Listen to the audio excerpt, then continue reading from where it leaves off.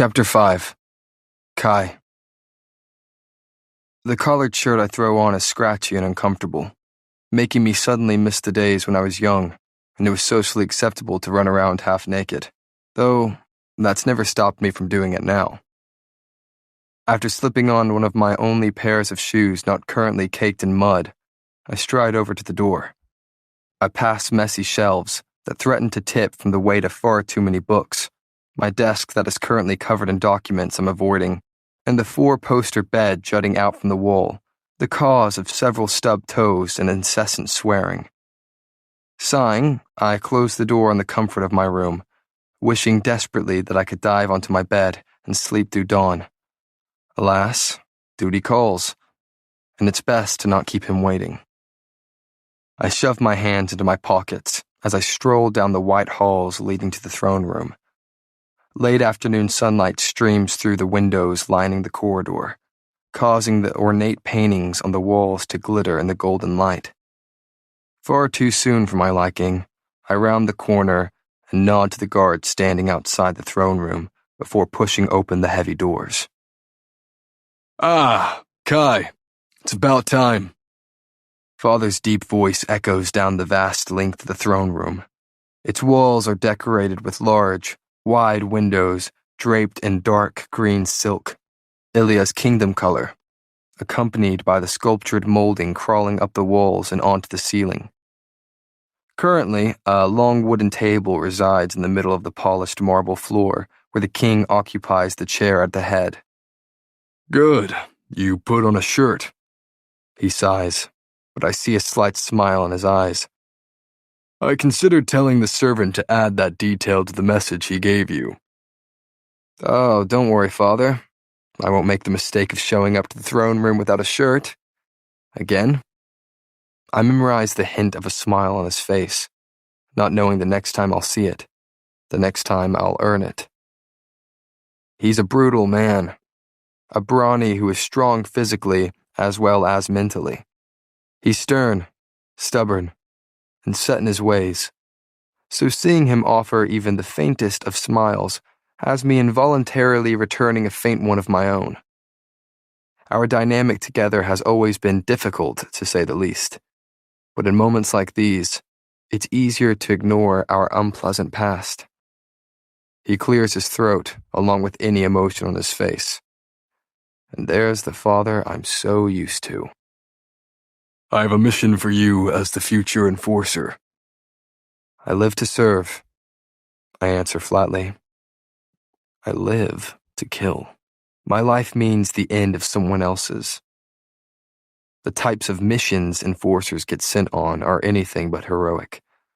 I've had dozens over the years, all part of my training to become the future executioner, commander of armies, and right-hand man to the king. Everything from battle strategies and executions to interrogations and torture fall into my line of work as the expected enforcer. All glimpses into my bright future. "My informants know of a family harboring an ordinary near Loot Alley," Father continues, sounding slightly bored. "I need you to investigate and eradicate the problem." Eradicate equals execute. After the purging, when the ordinaries were banished to the scorches to protect Ilya from their disease, the king decreed that any remaining ordinaries found in the kingdom would be executed. 3 decades ago, he offered them a chance to survive if they could cross the scorches and reach the cities of Dor and Tando on the other side, where there would be no harm. But the king's mercy only lasted that day of the purging, and I now deliver death on his behalf. "Of course," I say, running a hand through my hair and over my set jaw. The action doesn't go unnoticed. "Kai?" He looks at me, almost gently. I haven't seen that look since I was a boy, and even then, it was a rarity reserved for the few times I pleased him during my training. "No one envies the job of the enforcer. It's brutal. It's bloody. But the plague has given you a rare gift. Your ability as a wielder is very powerful. and you'll serve this kingdom well one day." He pauses before adding, "I've made sure of that." He has indeed. Training has been my whole life, my whole purpose. Rather than having a single ability to manifest and master, I've spent years learning how to control dozens. But I honed my body as much as my abilities, becoming a weapon myself. How to use and kill with every weapon at my disposal has been ingrained into my brain, a reflex I have refined. But I can't take all the credit. No, it's the king who made me what I am today. The king who took it upon himself to aid in both my physical and mental training. After learning my weaknesses, he ensured they were eradicated. And while I've learned to block out most memories of the training I endured as a boy, I can do nothing to ignore the image of my father's cool face paired with the same chilling words I've heard all my life. If you cannot endure suffering, you are unfit to dole it out, enforcer. I fought in battles, initiated interrogations, and conducted torture all while Kit sat in on countless meetings, devised treaties, and spent his days beside a kinder king than the one I know. His days consisted of education, tutoring, and far more pleasant time spent with the father he loved so much. As the heir, Kit's always been guarded, protected, and even getting him out in the training yard with me when we were boys was no small feat. When I look back at the king, his green eyes are already pinned on me. Kit's eyes. After father's first wife died while giving birth to his son, he married the daughter of a trusted advisor. Unsurprisingly, he quickly fell in love with my mother's caring and kindness, her bravery and beauty. I look like her, with my dark hair and light eyes, just as Kit takes after father, both green-eyed and blonde. I clear my head, tucking my thoughts of the past away until the next time I'll allow myself to dwell on them again. My voice is dull when I finally ask, "When do I leave?" Those exact words poke at a memory, reminding me how naive I was when I asked them before my first mission. Not knowing that I would become a murderer that day. Not knowing I would watch a man crumple to the floor in a pool of his own blood. At dawn. Dawn comes far too early for my liking, and before I know it, I'm making my way to the stables. The large, white barn casts an even larger shadow in the early morning sunlight. Each wall is lined with stalls where the horses nibble on hay, looking up at me curiously. My gaze slides over the two Imperials standing to my left, accompanied by 3 horses saddled for the journey ahead of us. I grit my teeth. The king pulled 2 guards from the rotation on Loot Alley as a safety precaution, though I'm more than capable of handling this on my own. But it seems that in a single night, father has suddenly grown to care for my well-being. It's only taken 19 years and the fact that I am now valuable to him. I shake my head and mount the horse closest to me, swallowing my pride enough to admit that it's wise for Imperials to be with me in the case of banishing. The trip to Loot is a long one, and we pass the time in utter silence. Streets slowly turn to slums as we head farther into the city, and I could smell the large market alley before reaching it. The familiar scent of fish, smoke, and other mysteries welcome me as we head onto Loot. The echo of our horses' hooves clopping down the uneven cobblestones bounces off the walls of run-down shops lining the street. A few early risers dart out of the way, making room for us as they point and whisper. We turn left down a smaller street jutting off the main alley and head for a small wooden shack. I hop off my horse without hesitation and stuff the reins into the gloved hand of an Imperial, letting him deal with securing the animal. If they must be here, they might as well be useful to me. I stride to the door, slipping a hand out of my pocket to knock. I hear a thud from inside, followed by the sound of heavy footsteps before the door swings open, creaking on its rusty hinges. A huge, burly man with a thick beard and even thicker hair stares at the scene before him. I'm surprised he can fit the door frame. His blue eyes widen under his bushy brows as he looks between myself and the two Imperials now flanking me. Prince Kai? The man looks astonished and flustered all at once. Hi, what an honor. His falsely cheery voice carries down the street, likely waking his neighbors as he reaches out to offer a handshake. His grasp is firm and calloused, much like my own. Nathan, correct? He nods and I continue. I had a few questions to ask you about an ordinary found here in loot. I'm sure that's not a problem. I watch him closely, searching for any indication that he knows what I'm talking about. Nothing. His face remains utterly expressionless. Mind if we come in? It's not a question, and he knows it. I already have my foot over the threshold before he steps away from the door. The house is no bigger than my bedroom back at the palace. On one side of the room, small beds are pushed together and lined crookedly against the wall. The kitchen resides in the other half of the room, equipped with a rundown sink, a chipped wooden counter, and a large table surrounded by two wide-eyed boys and a woman. A large faded rug joins the two sides of the room, the only decoration and splotch of color in the house. Nathan clears his throat. This is my wife, Layla. She smiles warmly, her white teeth contrasting against her dark skin as she eyes the Imperials shifting on their feet behind me. And these are our boys, Marcus and Cal. Nathan points at each of his children, naming them off. Marcus keeps his eyes pinned to the table, not daring to look at me, while his younger brother Cal is far too curious to keep his eyes from darting to mine. I reach out with my power, making sure none of them are the ordinary hiding in plain sight. My wielder ability is especially helpful as the enforcer, making my job far easier and far more efficient.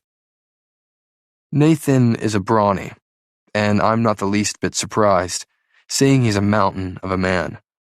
I can feel Layla's power as a healer bubbling in my blood like champagne, while Marcus and Cal both possess mundane powers.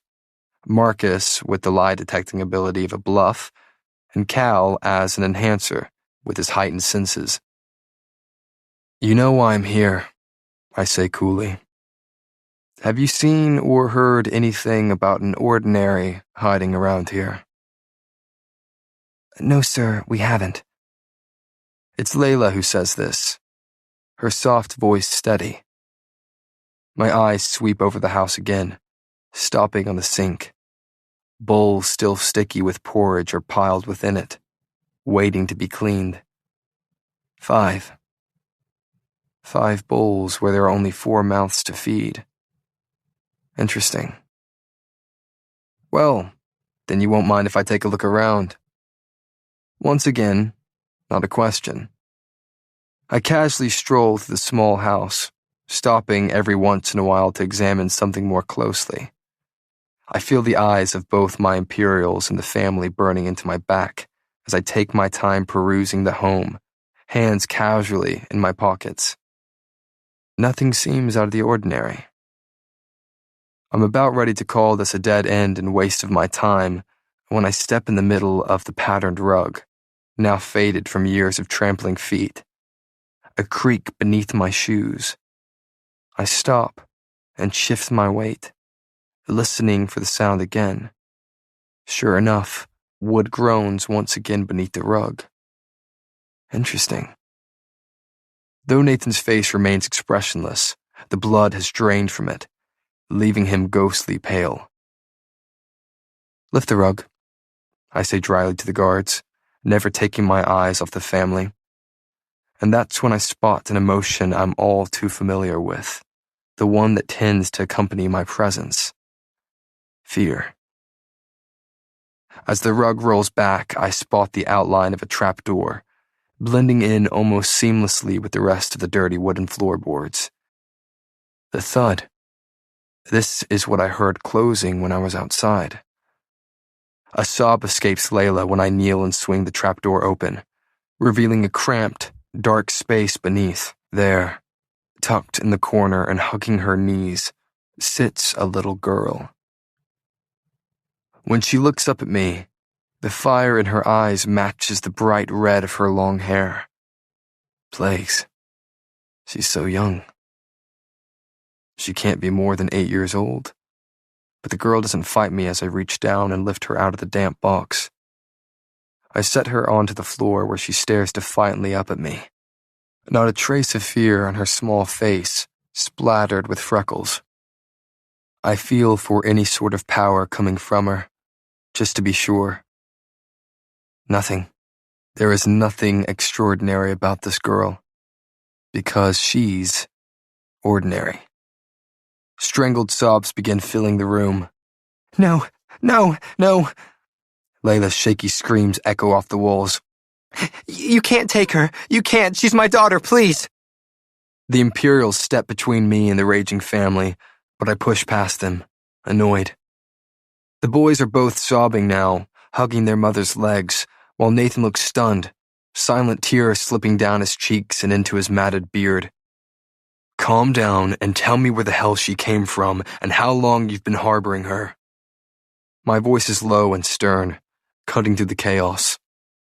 The little girl standing before me looks nothing like this family with her freckles and flaming red hair.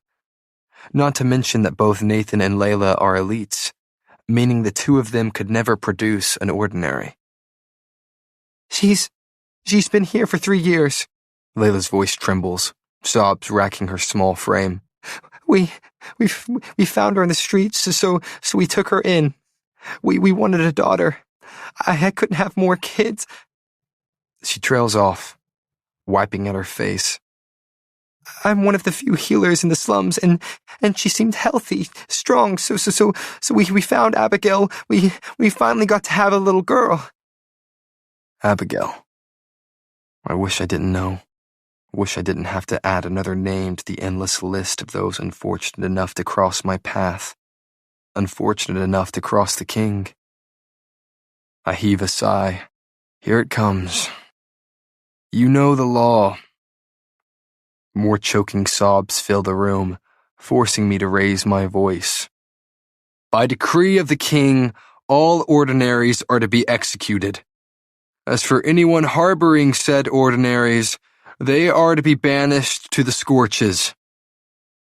I'm in the middle of reciting the same rehearsed lines I've said dozens of times when a large, solid body charges at me. The blank stare he wore just moments ago is long gone, replaced by a hatred that contorts his face in fury. Nathan hits me around the middle and runs me into the wall, knocking the air from my lungs while bashing the back of my head against the hard wood. That's gonna kill like the plague tomorrow. I distantly hear a scream tear from Layla's throat, along with the Imperials' heavy footsteps as they run over to intervene. No! I shout at them, ducking under a punch aimed at my nose while the guards halt, confused. I'll handle him myself. He throws another punch, this one intended to break my jaw. I dodge just in time to see his fist connect with the wooden wall where my face was, sending splinters flying when his hand breaks straight through. My fighting instincts take over, and I don't even bother reaching out to use Nathan's power. With his fist still buried in the wall, I duck under his outstretched arm and pull out his wrist, twisting his arm behind his back to press it beneath his left shoulder blade. He grunts in pain before kicking back at my kneecap, hard. Pain sears at my leg as he spins out of my hold, raising his supernaturally strong fist. Ignoring the pain in my knee, I drop and sweep my leg in a wide arc, connecting with his ankles and sending him sprawling onto his back. Then I'm on top of him, pinning his arms down with my knees as I finally let his brawny strength claw to the surface, knowing I won't be able to keep him down without using his own power against him. Shut up and listen to me, I pant. We can do this the easy way or the hard way. And personally, I'd prefer the easy way. She's my daughter, he bellows, a look of anguish in his eyes as he tries to tear me off him. Well, clearly you have no regards for my feelings because you want to do this the hard way. I sigh, cock my fist back, and connect it with his jaw. His head snaps to the side, stunning him long enough to let me speak. If you don't cooperate, even your wife won't have the ability to heal your broken body once I'm finished with you. So, I suggest you thank me for not killing you right here in front of your family and do exactly as I say. Nathan stills beneath me, the fight seeming to drain from his eyes. I shift, crouching beside him to stare down at his defeated form. Now, get the hell up before I change my mind, I murmur before standing to my feet. When he doesn't budge, I add, patience is about as foreign to me as mercy, so I wouldn't press your luck. At that, he scrambles to his feet and steps in front of his huddled family, blocking them from me, shielding them from a monster. I keep my eyes locked on the side of them, taking in the tears spilling down their cheeks and sobs slipping past their lips as I bark orders to the Imperials. They hurry to heed my commands, tying up the prisoners as I casually add, keep to the side streets. Clearly, I'm in a good mood today, feeling merciful, if you will. I huff out the words. So I'd rather not have an audience. The Imperials grunt their agreement, smiling slightly at my idea of mercy. Within a matter of minutes, Nathan, Layla, and their 2 boys are tied and shuffling behind the horses. They twist their heads around, hatred burning in their gazes as they eye Abigail tied and firmly held in my grasp. They know what happens now. My reputation is rather renowned. Stories of the murderous monster murmured throughout the streets. This is the part where I kill the ordinary, while the Imperials escort the criminals to the Scorches, where they will likely follow her into death. With its blistering heat by day and freezing temperatures by night, it's no simple feat to make it to the other side of the desert, where the cities of Dor and Tando lie. Not to mention that I've just sentenced this family to try and do just that with no supplies, no food, no water, and no hope. It's a far more painful death than their ordinary daughter will suffer. Please, I'm begging you, please spare her. Layla is shouting at me between sobs as she shuffles over the cobblestones behind the horses. She's just a child. An Imperial reaches behind from where he sits atop his horse and strikes her across the face, cutting off her plea. Shut up, slummer. I rip my eyes from the scene, pulling the girl away and down the street. Her feeble attempts to wiggle out of my grasp would be comical if it weren't for the humorless situation we find ourselves in. She's eerily quiet for a child being dragged to her death. Most ordinaries are screaming by now, pleading and bargaining for their lives. But her struggle is silent, her stare piercing. I keep my eyes locked in the empty alleys we head through, wondering how familiar one must be with hiding everything they are in order to hide their emotions even while facing death. I steer us down a shadowed alley, not yet touched by the faint sunlight beginning to paint the kingdom golden. The ordinary, Abigail, squirms, attempting to twist out of my grip for the dozenth time. I look down at her, amusement coating my voice as I say, You are a persistent little thing, aren't you?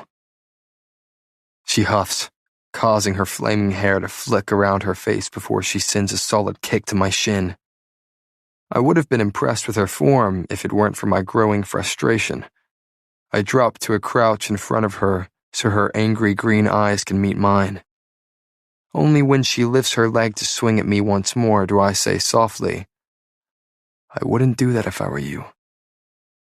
She blinks, and right when I think she's heeded my warning, she stomps on my foot before trying to pull her arm out of my grip with no luck. And she's squealing, flailing in an attempt to get away from me. All right, well, we can't have that. I slip a knife from my boot as I murmur, "You are not going to make this easy for me." At the sight of the dagger, she swallows, suddenly still. "Just put it in my heart," she blurts with her eyes pinned on the knife, voice delicate in the way that only a child's can be. "I heard Mama say it's quicker that way." Did she know? I ask quietly. There are other quick ways as well, you know. And I know every single one of them. I watch her flinch as I bring the blade closer to her. Watch her eyes widen as she finally allows herself to feel the terror she's been desperately trying to hide. Then she takes a deep breath that sounds like something akin to acceptance before squeezing her eyes shut against the face of a monster in front of her. The dagger slices, cutting easily. The girl, Abigail, sucks in a shaky breath. After a long moment, a teary green eye peeks open. She blinks as the bindings slip from her raw wrists and land at her feet. Her gaze skips from her unharmed heart to my face before landing on the dagger in my hand. "Aren't you going to put that in my heart?" My lips twitch. Listen closely, Abigail. I cut your bindings, so now you have to do me a favor in return. I need you to stay quiet and stop struggling. I search her face before adding, "Understood?" I don't wait for an answer before I once again begin leading us down streets and alleys. She must have understood me well enough because she now walks stiffly in silence, making no move to break out of my hold. When the scorches come into view, so do the two Imperials standing at the edge of it. They pay no attention to the family they are supposed to be watching head into the desert, now blurry figures dotting the sand. I peek my head out behind an alley wall, watching as the Imperials talk idly. Before long, they're shrugging and spinning on their heels to head back down the street. Typical. I was counting on the guards' predictable laziness and failure to finish tasks, and I hadn't wanted the banished family paraded through the streets like they typically are, because then I would have a crowd to witness my treason. Once they've passed us, we slip onto the street and head for the sand. The family is far ahead, and since I'm feeling rather lazy myself, I reach out to grab hold of one of the Imperial's flash ability. He'll be out of my range soon, so I hurry to pick up the girl and dash into the desert. We've nearly made it to the family when distance has the flash's ability slipping away from me. Nathan startles at the sound of us behind him and spins, eyes wide when they land on Abigail in my arms. Layla is running towards us and has the girl wrapped in her arms in a matter of moments, with the whole family encircling the two of them. They sob as I step aside, feet shifting in the scalding sand that has begun spilling into my shoes. And then they turn towards me, eyes burning hotter than the sun beating down on us. Nathan only offers me one word, low and laced with hatred. "Why?" I slip out my dagger and cut the bindings around his wrists in one swift moment, meeting his gaze as I say, "I don't kill children." Hypocrite. As if that is not exactly what I'm doing. In fact, I'm only prolonging the inevitable. But at least they will all get to be together in the end. A mockery of mercy that I only bestow upon children. I move down the line of stunned prisoners, cutting their bound hands free. I look them each in the eyes, most still glossy with tears, before turning to the little girl. The ordinary. Abigail. I walk towards her slowly and lower myself to one knee, sinking deep into the hot sand so we're eye to eye. Though she doesn't say a thing, her eyes speak volumes. She's only a child, and yet I see a devastating amount of determination behind her gaze. Perhaps you may not need powers to be powerful. I reach into my pocket, pulling out a small pocket knife from within. Its white handle is engraved with golden swirls, but its small blade is sharp. I hold it out to her. Every girl deserves something equally as pretty and deadly as they are, I say, urging her to take the knife. She eyes me warily before stretching out a small hand to pluck it from my palm. Use it wisely. I run a hand through my hair as I stand to my feet with a sigh. In accordance with our laws and by decree of King Edric, I hereby banish you from the kingdom of Ilia for your acts of treason. With that, I watch as Nathan puts an arm around his wife, who in turn reaches out an arm for her children to huddle into. They turn as one, and I watch as they walk to their doom. Chapter 6. Kai. Despite my swollen knee screaming in protest, I force myself to walk evenly. By the time I make it back onto Loot Alley, late afternoon has cast the street in a warm glow. I always enjoyed it down here. There's nothing regal about the slums of Ilia, and yet it's refreshing in a way the stuffy palace never could be. My eyes sweep back and forth as I weave through the throng of people bartering, cursing, and shopping. I allow myself a moment to take in the sights and smells of Loot, neither of which are very pleasant. Everything down here is dull, leached of color. The banners, the food, the people. By midday, the street always smells of sweaty bodies and questionable food.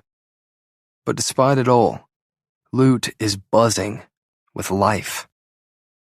The crowd pushes and pulls me in different directions like a human current, and I fight to escape the wave of people. I finally break free to head down a smaller, less crowded alley where homeless crouch against walls, some begging for money, while others use their powers to entertain themselves. Though the slums are mostly home to the mundanes, I spot the occasional defensive elite sprinkled among them. The purple glow of force fields engulfing a few catch my eye, as well as a shimmer, manipulating the light around him into a darting beam, occupying both himself and a stray cat. I keep walking as I look around, paying no attention to the path before me. And apparently, neither was the person who slams into my chest with a grunt. Instinctively, I reach out to steady the individual before they fall over from the impact, my arms wrapping around their waist. Her waist. The body I'm holding undoubtedly belongs to a female, though the mass of long silver hair brushing against my arms is proof enough. She's small, but strong, leaner than most of the scrawny girls from the slums. I can feel it in the curve of her waist where my hands fit comfortably, though it's evident that malnourishment stripped her of most of the muscle she evidently once had. Her palm is pressed to my chest where a thick ring hugs her thumb, and after a few seconds of my studying her while she attempts to steady herself, she heaves a shaky breath before meeting my gaze. It's like drowning in the ocean. Her eyes are the color of the shallow sea's deepest corner, a clear sky as it begins to drift into night, the subtle shade of a forget-me-not. And like the hottest flame, her eyes are blue and full of fire. Her high cheekbones lead up to equally strong, dark eyebrows, now slightly raised as she takes me in. Her ocean eyes widen, and I watch a faint flush rise to her cheeks when she realizes how closely I'm still holding her against me. She drops her hand from my chest, and, like the gentleman I am, I slide my hands from her waist with a smile tugging at my lips. Do you always fall into the arms of handsome strangers? Or is this a new thing for you? I say, watching as a smirk that could rival my own lifts her lips despite the bottom one being split open. Interesting. No, she answers, sarcasm dripping from her every word. Only the cocky ones. She holds herself with a certain confidence that tells me there was once a time when she did not. And just like that, I'm suddenly, annoyingly, intrigued. She clearly has no idea who I am. Perfect. I laugh at her remark and run a hand through my hair, doing little to tame it. She watches me closely, intensely, seeming to be just as interested with me as I am with her. I drown in her blue eyes. Every time our gazes meet, it's like ice meeting the hottest fire, like gray mist rising on the deep blue ocean. I look away briefly before saying, "Well, looks like I've made quite the first impression then." Yes, though I still haven't decided if it was a good one or a bad one yet. Her lips switch into a slight smile, the type that makes a man's head turn just to get another glimpse of it in the hopes it was meant for him. And that small, precise gesture alone tells me I'm not the first she's practiced it on. My hands stray to my pockets, and I shrug indifferently as I lean against the grimy alley wall. "I caught you, didn't I?"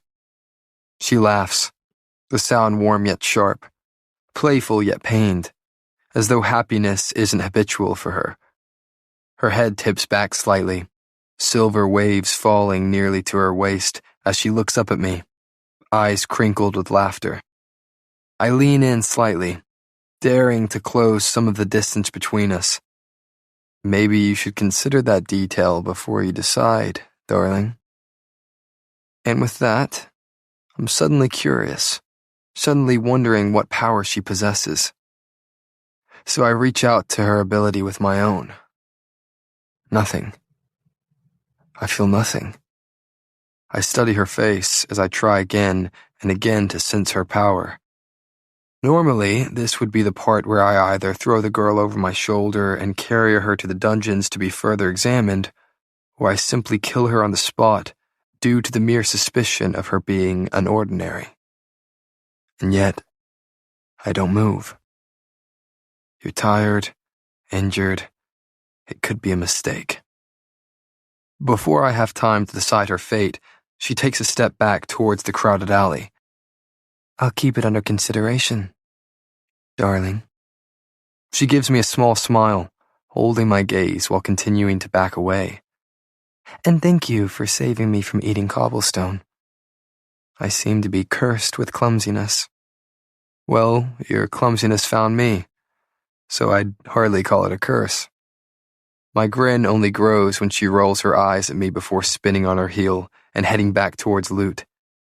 I finally allow myself to skim my eyes over her, taking in the fitted black pants and olive vest currently covered by silver hair. Nothing about the way she walks gives me the impression that she sleeps in the streets, though her ragged clothes and busted bottom lip tell me otherwise. I run a hand over my face, realizing I've been staring after her for far too long. So I turn and begin heading down another small alley, now quiet in the setting sunlight. My thoughts occupied with the fact that I may have just let an ordinary walk free. But I'm not distracted enough to miss the 4 large shadows rising up on the alley wall beside me. "Listen," says a gravelly voice belonging to one of the men behind me. "All we want is that pretty pouch of coins on your belt. Hand it over, and no one gets hurt." I huff out a sigh, pressing the heels of my palms into my eyes. This day just keeps getting better and better. And that's when I feel it. With my attention finally on the coin pouch at my side, I suddenly notice how much lighter it feels than before. Before her. Why that little... A shadow shifts on the wall, lurching towards me. I spin around, ducking under the man's punch before landing one of my own to his stomach. With a grunt, he doubles over coughing while I take in the others. 2 brawnies, a blazer, and a crawler. Only the most desperate defensive and offensive elites find their way to the slums to beat down beggars for the few coins they have. With that in mind, I let the blazer's power seep into me. Let the flames flick over my fists. Another brawny comes charging at me with a smile. They're always so cocky, and that's coming from me.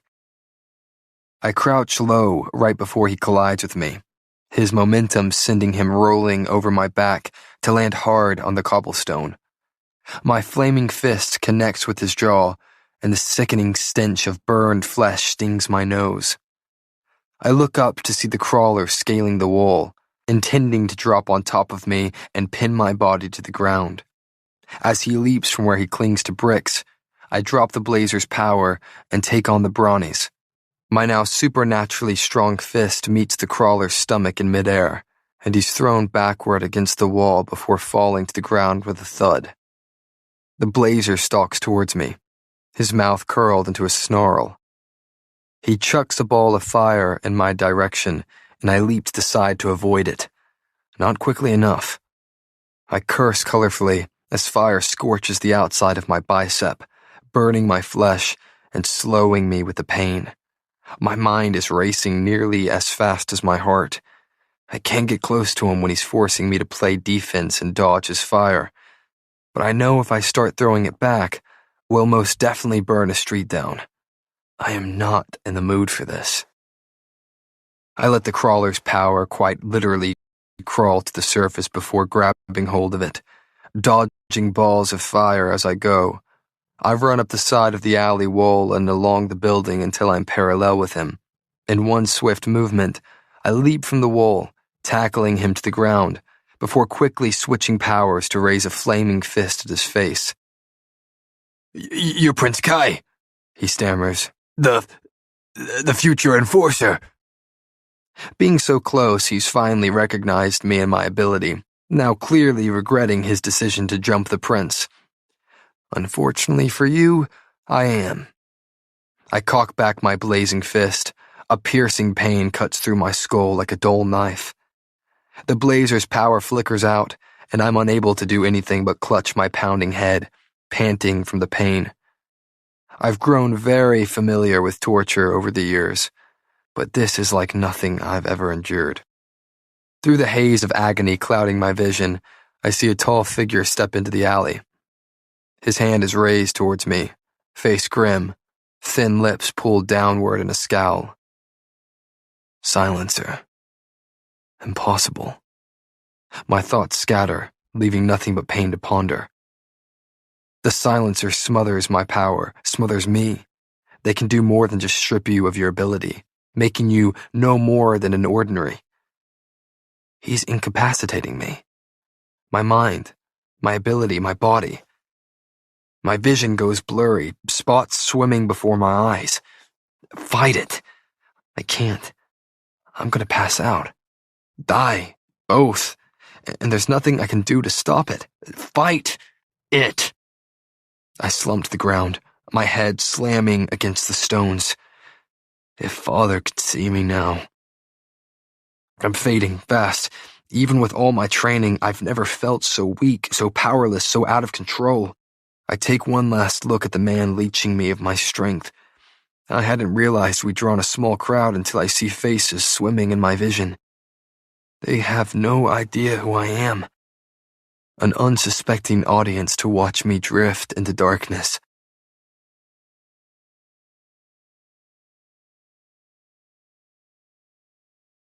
Or worse, maybe they do know who I am. Maybe they're celebrating at the sight of the monster finally being put down, put out of his misery. And then something catches my eye. I blink away the blurriness long enough to see something glint in the light behind the silencer. The sun reflecting off a mass of silver hair. Chapter 7. Payton. Adina is going to collapse from shock. Then she'll squeal, and I'll cover my ears. I've never stolen so many coins from one person. Not that I've had the opportunity, seeing that most of us in loot don't even have more than a dozen silvers to our name, let alone casually carry them around.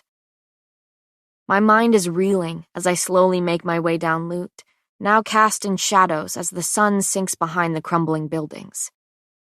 I shake my head in astonishment and take my time strolling through the market, allowing myself to admire my accomplishment. Several merchants are already packing up their stands, closing up shop for the night. Kids scuttle around the street chasing one another, earning dirty looks and shouts from the shoppers still milling about. I cut down an alley, close to where I robbed the unsuspecting young man, and start heading back to the fort. I can't wait to see the look on A's face. I stop suddenly, eyeing a small crowd gathered farther down the street. Must be a veil. It's no surprise that the power of invisibility can inevitably aid someone at sleight of hand, using their ability to make cards disappear at will by simply holding them. I admire their deceitful little shows to earn some shillings. I'm about to head the other way when I hear gasps coming from the crowd, echoing off the crumbling buildings. Not the typical oohs and ahs that are present during magic tricks, but scared gasps of shock and surprise. When my curiosity gets the better of me, I find myself behind the throng of people, wedging between sweaty bodies and pushing my way to the front of the crowd. When I raise my eyes to the scene before me, I gasp, cupping a hand to my mouth. It's him. I saw him less than 10 minutes ago, and yet his shirt now clings to him with sweat as he prepares to strike the man pinned beneath him with a flaming fist. 3 other bodies litter the cobblestone behind him, slowly staggering to their feet before stumbling away. It's clear what happened here. Obvious that these men had the same idea I did upon seeing the pouch hanging from the stranger's hip. But they chose a much more violent way to get the coins. Well, whatever is left of them. I see the stranger say something to the man before he raises his fiery fist, ready to strike. And then, something is suddenly, terribly wrong. He's clutching his head, and I watch his cocky expression crumple into utter agony when a figure steps out from the shadows. I can only see his back, but he's tall and lean, raising a thin hand at the stranger gasping in pain on the alley floor. That's impossible. The crowd around me seems just as confused and awed as I am. With his hand still outstretched, the silencer takes small steps towards the black-haired figure, now slumped on the ground. He's crippling his power. He's crippling him. I can see the stranger still trying to fight, trying to hang on to consciousness. The sight is suddenly so startlingly familiar, so sickening that I nearly stumble into the man beside me. This stranger and the man who raised me look nothing alike, and yet the image of one crippled on the ground seems to bleed into the other. I suddenly feel like that little girl again, standing idly as my father died beneath me. I look around, eyeing the gawking crowd. No one budges. Even with their fancy powers, no one makes a move to help, either too afraid to do so or too heartless to help.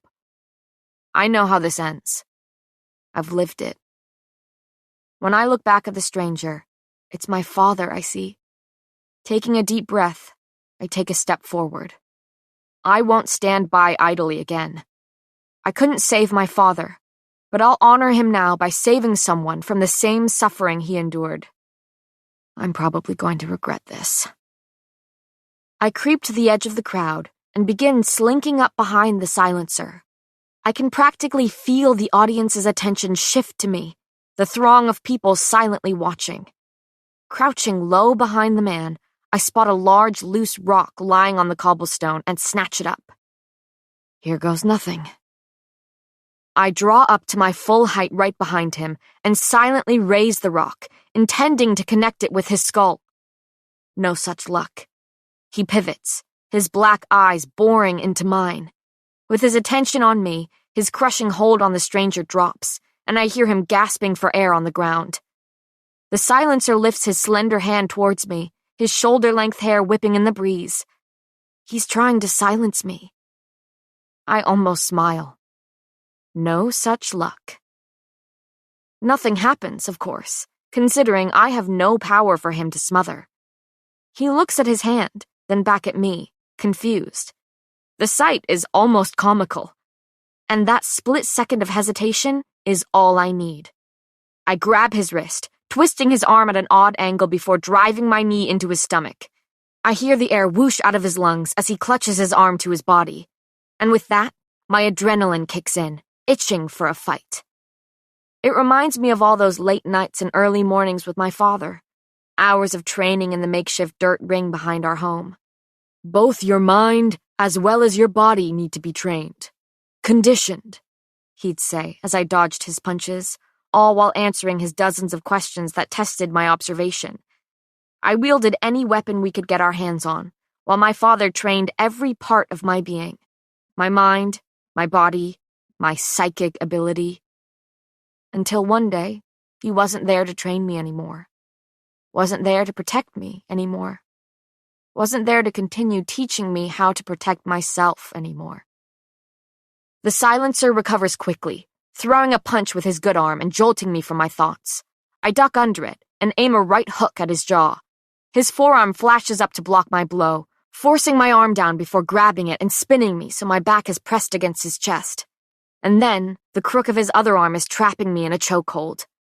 I gasp for air, trying to remain calm. I fight the urge to claw uselessly at the arm crushing my windpipe, and instead whip my head back, connecting my skull with his nose and earning a sickening crack followed by the sound of gurgling blood. Blood. There was so much of it coating the floor of our small home, resting between Merchant and Elm Street. Coating me, my father. I haven't been back since that night I ran. That night the king plunged a sword through my father's chest. The silencer's hold around my neck loosens as he stumbles back, clutching his nose. But I'm not done yet. Not even close. I slip the ring from my thumb and slide it onto my middle finger before sinking my fist into the silencer's cheek, ignoring the sting in my hand.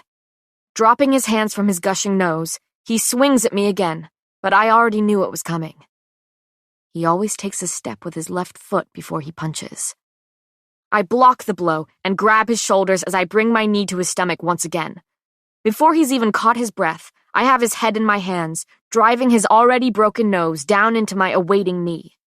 I channel all my rage into each blow.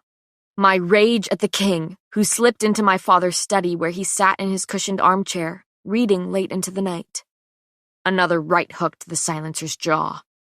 My rage as I vividly remember the sound of my father's cry when the sword tore through his chest, tearing me from my sleep. I send a kick to the silencer's groin. My rage as I saw my father sliding out of his beloved armchair and onto the ground, slipping in his blood. I drop and sweep my leg in a wide arc, knocking the silencer to the ground. My rage as I held my father's hand, screaming and begging him to wake up. I sat there all night, pants soaked with blood, trying to puzzle out what could possibly justify killing him. But the king doesn't need a reason to kill. He needs a reason to let people live. I beat down on the silencer, barely aware of what I'm doing as my mind reels.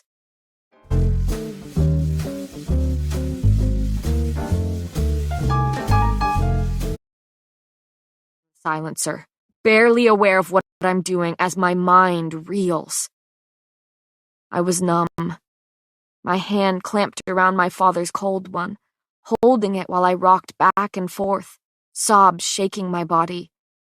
I brushed his brown hair from his eyes, straightened his bloody clothes, whispered about all the memories we shared while begging him to come back to me so we could make more. I was completely and utterly alone in the world. And when sunlight poured through the windows, shedding the light on the gruesome scene, I couldn't stand to be in my own home. Not that I could afford to keep the house at 13 years of age. I tried to bury him. Tried so hard to drag him outside and give him a proper goodbye, give him the honor he deserved. But I was so small, and he was so large, so heavy, so dead. I slipped and slid in the pool of my father's blood, unable to budge his body. So I pulled the wedding ring from his finger, pushed it onto my thumb, and ran. The same ring I'm now using to sink into the silencer's cheek. If father could see me now. I hover over him, my rage finally beginning to fade as his black eyes widen. Blood streaks his face, gushing from his mouth, nose, and other scattered cuts I've given him. I slide my dagger from my boot as something flickers in his eyes. Fear. He fears what he cannot control. And in this very moment, that something he cannot control is me. I bring the hilt of my dagger down hard against his temple, knocking him out cold. Still crouching over him, my gaze finds the gray one pinned on me. Emotions flash across the stranger's face as he takes me in, takes in what I've done. Shock, awe, confusion, and amusement of all things flicker across his face. I tear my eyes from him, returning my knife to my boot as astonished murmurs rise from the crowd. I turn, stunned to find a mass of people staring. Merchants, women, and children gawk at the scene, all whispering and pointing. 3 Imperials suddenly push through the crowd, hastily throwing people out of their way. I stiffen, preparing for some sort of punishment. Maybe a few more lashes to decorate my back with. But they charge right past me, right past the unconscious silencer, and drop to their knees before the stranger. That's interesting. And apparently, I'm not the only one who thinks so. The hum of whispers from the crowd grows louder, allowing me to catch bits and pieces of their hushed conversations. Silencer here in Ilya. It's Prince Kai who fought off 4 men, fought the silencer without using a power. I freeze, heart pounding, barely breathing. Prince Kai. I'd never seen the man. Never thought I would. Never thought I would steal from him either. But I've heard enough about his reputation. How he's supposedly the strongest elite in decades.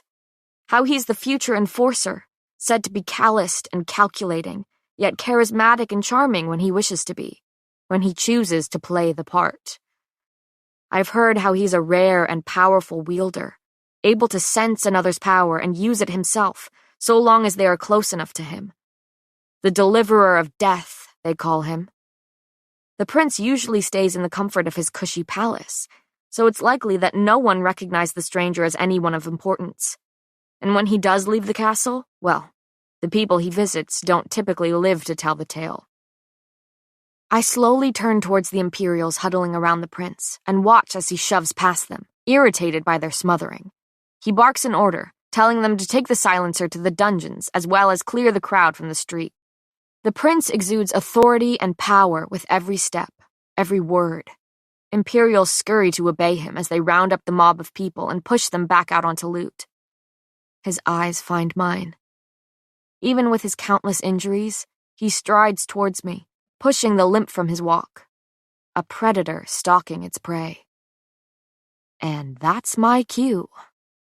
I try to slip into the crowd unnoticed, hoping to be washed away in the current of bodies, hoping he will forget that I saved him and let me leave quietly. No such luck. A calloused hand grips my arm before spinning me around to pin me against the alley wall. He presses both my wrists against the brick with strong hands before leaning in towards me. I writhe in his grip, but he doesn't budge. I'm not sure what I was expecting him to do, but it was certainly not this. Maybe offer a polite thank you, not an interrogation against a grimy wall. I would have never saved him if I knew who he was, what he is, what he does. I huff in irritation, sending silver hair blowing into my eyes and obscuring my view from his piercing gaze. Is this how you treat all the people who save your life, or is this a new thing for you?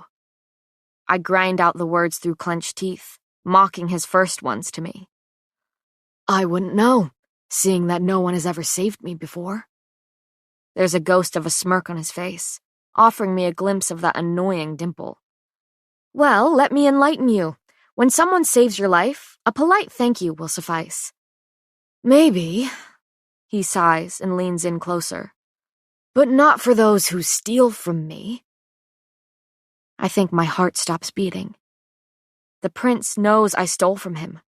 The prince. The future enforcer. The deliverer of death. I'm dead as the plague. But my fear is quickly replaced by a much more welcome emotion. Anger. I'm angry with myself for helping the prince who kills like it's nothing and grants his father's wishes like he is everything. I'm angry for finding him not repulsive, since the very kingdom he's so loyal to makes me sick with its twisted values and beliefs. He is the future enforcer, the executioner of innocence, of ordinaries, of people like me. Feeling reckless and rather emboldened with death a mere breath away, I say, "So, he's pretty and he has a brain. The ladies must love you." The smile I give him is anything but sweet. You know, you might make a good thief if it weren't for the fact that you were easily fooled by one. He's smiling, amused, arrogant as ever. You do realize who you're talking to, right? A cocky bastard? I say innocently before biting my tongue. I clearly have a death wish. But to my surprise, he tips his head back and barks out an authentic laugh, the sound rich like the chocolate I occasionally steal, and deep like the shallow sea. I've been called worse, he murmurs after composing himself, his hand still clamped around my wrists. Then the amusement fades from his eyes, quickly replaced by cool consideration.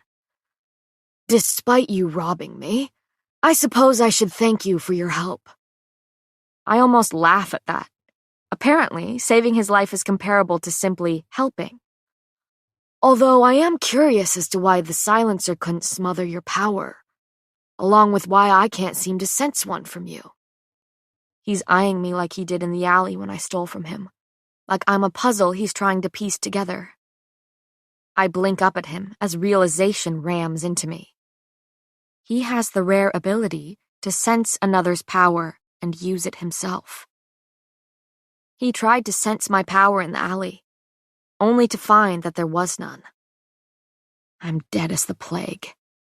I look up at him, filtering the fear from my expression, and despite my frantic thoughts, I shrug my stiff shoulders, hoping the action looked far more casual than it felt. I'm a mundane, a psychic. A psychic, he echoes, disbelief dripping from every word. Tell me, what is it that you can do? He pauses, shrugs. I've never met a psychic before. Call me curious. I swallow the hysterical laugh threatening to bubble out of me. The future enforcer isn't curious. He's calculating. But he must be rather amused by me, otherwise I'd likely be dead by now. My power is a sort of sense, I say easily, reciting the rehearsed line. I can only sense strong emotions from others, getting flashes of information because of it. I look into his eyes, willing him to believe me, hoping he'll accept the answer and move on with his life, hoping that he will let me move on with my life. He looks to be fighting a smile. Is that right? And why would it be wrong? His eyes flick between mine for a long moment. Why is it I can't sense or use your power then? I swallow, trying to seem as though I'm not struggling to come up with a believable lie. My ability is unpredictable. Even I can't control what I see or when I see it. That, combined with the fact that my power has little strength as it is, must be why you and the silencer can't pick up on it. It's a mental ability. I shrug. I must be able to guard my head from those trying to get into it. I hold my breath, waiting for his answer. Except that he doesn't give me one. He simply stands there, staring at me. I huff before blurting, Go on. Ask anyone in the slums about me and my power. Better yet, I lean forward slightly. You can ask your Imperials. I had a lovely conversation with one of them just this morning. His eyes narrow slightly before he slowly releases my wrists and takes a step back. Maybe I will. Then the bastard smiles. But I'd still like to witness these psychic abilities of yours for myself. Prove it. If I had a shilling for every time someone said those words to me, I wouldn't even bother stealing anymore. He crosses his arms over his broad chest, eyebrows raised expectantly as he elaborates. Read me, or whatever it is you say you do. Then he leans in, gaze glittering with amusement. Impress me, darling. My power isn't some party trick for your entertainment, but I'll play along, Prince. I give him a sarcastic smile before my eyes dart over his body. I'm not even sure I'll be able to pick up on anything with how unpredictable my ability is. Is that so? I ignore his mocking tone of voice and think of the calluses on his palms and the dozens of scars marring his arms. Well, obviously he's a fighter. You don't have to be a psychic to figure that out. I know I need to tell him something worthwhile if there's any hope of being believed, any hope of surviving this conversation. He'll kill me without a second thought for simply the suspicion of being an ordinary. May I see your hand? The words are a demand, disguised as a question. I hold my palm out expectantly, eyes flicking from his face to the hand at his side. Only the best performance will do for this prince. His expression is annoyingly neutral, never taking his eyes off mine, as he places his hand in my own.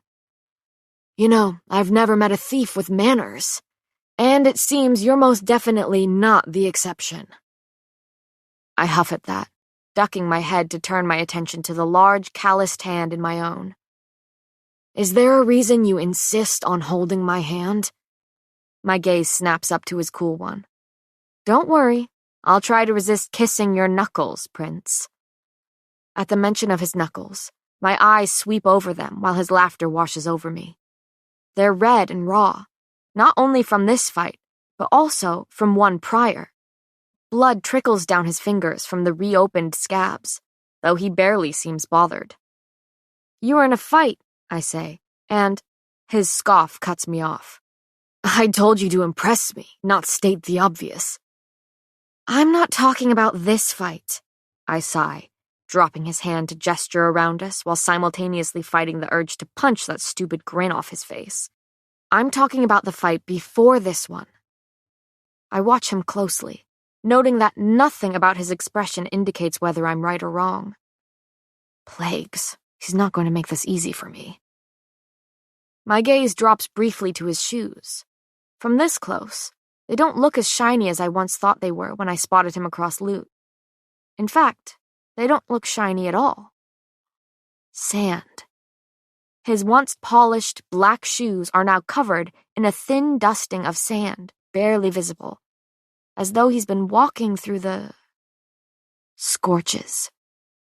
And there's only one reason why a prince, specifically the future enforcer, would set foot in the scorches at all. He banished someone, and that same someone put up a fight. I'm reminded of the 2 Imperials missing from rotation today, and it all begins to fall into place. The prince needs guards to drag prisoners to the scorches. Triumph begins to bloom in my chest, but I stamp it down. Something's not right. Normally, the town would be gossiping for days about who was banished and why. The criminals would have been paraded through the city, drawing a crowd to watch them walk to their death. But I haven't heard a single word uttered about this. Odd, considering they usually flaunt the banishes, use them as examples, show them off to warn the kingdom of what happens when you cross the king. He didn't want anyone to know about it. In a matter of seconds, I have all the information I need. You were somewhere hot, sandy. I squeeze my eyes shut before adding, the scorches. I peek up at him to find his eyes searching my face. You banished someone, or a group of someone's. At this, he stiffens, ever so slightly. His cool facade cracks, and in that small action alone, he's just confirmed that I'm correct, and that I shouldn't know any of it. But, I pause, you don't want anyone to know that, do you? I can't suppress my small smile as he peers down at me, looking both impressed and confused. And what emotion are you sensing all of this from? He asks quietly. I blow out a breath before taking a wild guess at what the future enforcer could be feeling, if the man has emotions at all. Is it guilt I'm feeling? Worry? He seems to still at that, giving me silent confirmation that I must be at least partially correct. Was that proof enough for you, Your Highness? I am well aware of the dangerous game I'm playing, and yet I can't seem to forfeit my feelings of hatred for him and everything he stands for. But the smirk that lifts his lips tells me that he likes the game too. Plenty. Well, he exhales, shoving his hands in his pockets. Like you so kindly pointed out earlier, I should thank you again for helping me, darling. Payden. His dark brows raise slightly in question. My name is Payden, not darling. Payden, he echoes with a small smile, testing out the word. His deep voice makes my name sound so rich, so regal, as if I'm the one with royal blood pumping through my veins. We stare at each other for a moment, his icy eyes sweeping over my flushed face and doing nothing to cool it. You know, I can enlighten you on another way to thank someone for saving your life. I pause, suppressing a smile. Repaying your debt. He tips his head back and laughs darkly. Did you not get enough silvers when you robbed me the first time? I shrug as he continues coolly.